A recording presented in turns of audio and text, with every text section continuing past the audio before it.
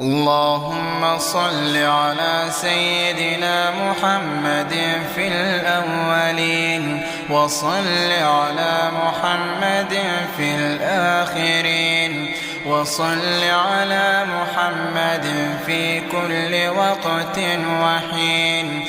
اللهم إن أهل غزة يشهدون لك بالتوحيد، وما لهم إلا وجهك يا كريم، فاكفهم برحمتك وقوتك وجبروتك عما سواك.